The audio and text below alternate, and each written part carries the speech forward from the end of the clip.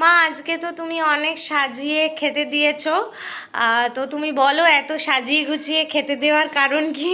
আজকের আমার মেয়ের জন্মদিন, কিন্তু আমাদের শনিবার তো, হ্যাঁ শনিবার, যার জন্য নিরামিষ রান্না করেছি। আর মেয়েকে নিয়ে ইচ্ছে ছিল মেয়েকে নিয়ে একসঙ্গে ভিডিও করব, হ্যাঁ কিন্তু হলো না। এই কারণে আমার মেয়ের এখনও অফিসের কাজ মানে বসেছে তো, উঠতে পারছে না, চান টান করেনি, জামা কাপড় ঠিক মতন পরেনি।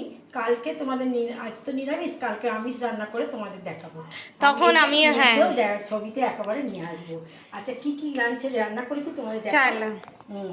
ভাত, হুম লেবু, হুম আচ্ছা এটা হচ্ছে পালং শাক ভাজা, আচ্ছা কপি ভাজা, আলু ভাজা, পটল ভাজা, বেগুন ভাজা, এই 5 রকম ভাজা। আচ্ছা শুক্তো, এতে সব রকম পড়েছে, ডাঁটা থেকে, কচুরমুখী থেকে, সিম থেকে, বড়ি থেকে, আলু থেকে, সব দিয়ে শুক্তো হয়েছে। এটা হচ্ছে মুগ ডাল, কপি দিয়ে, গাজর দিয়ে আর কিশমিশ দিয়ে মুগ ডাল। এইটা হচ্ছে বাদাম মানে কাজু বাদাম দিয়ে ফুলকপির ডালনা, কাজু বাদাম। আর আচ্ছা পনিরের কালিয়া, এটা ভাজা পনির কিনে এনেছে তোমার কাকু, ভাজা পনিরের কালিয়া। আর এই আমের চাটনি, আর এই যে পায়েস। সাধারণত জন্মদিনে শাকসুক্ত পায়েসটাই তো লাগে, সেটা তো করেইছি, এছাড়া এইগুলোও করেছি, এইগুলো। আর এই মেয়ের 5 রকম মিষ্টি বাবা এনে দিয়েছে, বাবাই পছন্দ করেছে, এনে দিয়েছে। মেয়ে বাবার কাছে বায়না করেছে এইগুলো লাগবে, তাই বাবা এনে দিয়েছে। আর এই হচ্ছে আইসক্রিম।